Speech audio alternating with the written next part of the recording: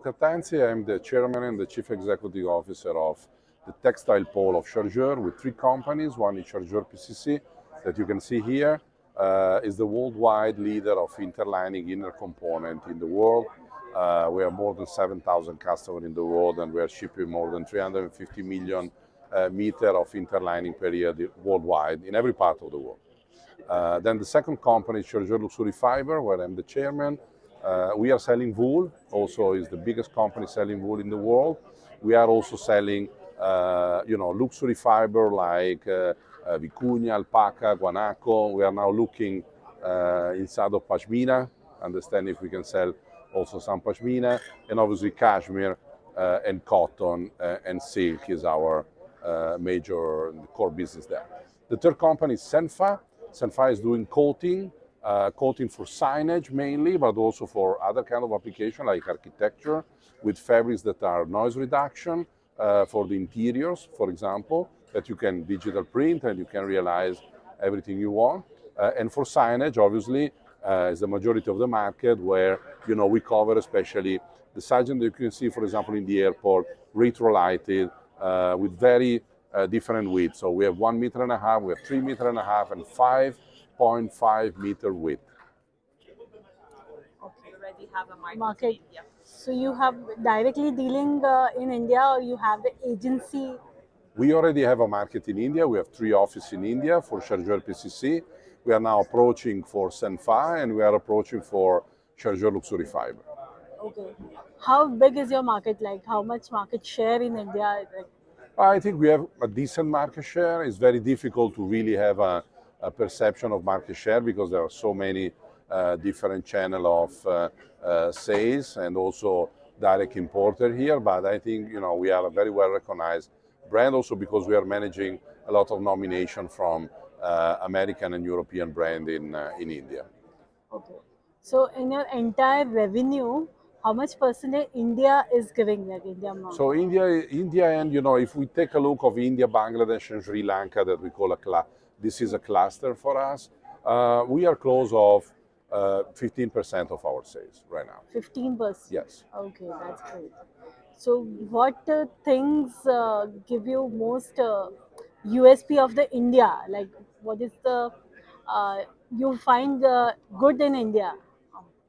I think India is a market and is a production area that have to expand in the next years because people are looking for alternatives of China. Okay, China, it seems that they're not so interesting as a country to develop clothing business there. They are more now thinking about other sectors. So I think it's a big opportunity for this region, not only for India, but also for Bangladesh, Pakistan, and Sri Lanka to develop the clothing and the textile activity here in a totally different way with a different scale. So what is very important is to really, for the people that are making garment here in India, think about a different scale, because this is something that the Chinese in the past, if you go back 20 years ago, China was not developed like now, and clothing, shoe business, and textile was the major activity for them. But they really speed up the process of growth, also having a different dimension. Because American market, anytime they want to buy something, as you can imagine, like Nike or these kind of guys are big. They need to have on the other side, producers that are big enough to support them properly. This is something that I think in the following years India have to do, and I'm confident that India will do in order to support this market in a different way. Okay. And we are here. We are here to support India for that. Okay. So do you also have the production process in India? No, we have, for the moment, no. We are looking for, some partner together with them, maybe doing a joint venture. We are talking with some of them, and we are very interested to have a manufacturing facility in India, not only for India, but also for exporting the product to other countries like South or Central America or even Europe. Okay. So currently, where is your manufacturing unit? So we have one manufacturing facility in China. We have one in Bangladesh, one in Sri Lanka, one in France, that is the headquarters, the factory that you can see in the video here, Then we have one big in Argentina and one in Brazil. Okay. So, what is your vision for Asian market like Bangladesh, India, Africa, Sri Lanka? Asia is already, especially for our business, the majority of the production for the world. Majority of the people lives here. If you think about China and India together, how much is more than 50% of the population. And so I think it is and it will be, an important place to be. Okay. So, anything you're planning specially for this market? Any special products as compared to the other markets? We would like to, promote Pashmina as a luxury part of what you guys here are doing, from exporting Pashmina to the other region on one side, and we want to really help India to elevate the quality and obviously to try to compete in a different way. I think inner components are very important for that because it's the backbone of a garment, okay? And without the right components inside of the garment, you cannot have a good garment. And you cannot have a durability of the garment.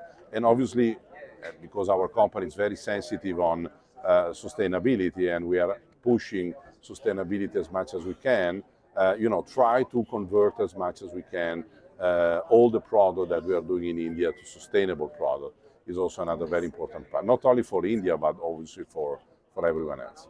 Correct. So the next question is that is sustainability, that how much like world is accepting, because in India is moving very slow, but in other parts of the world like Europe or the US.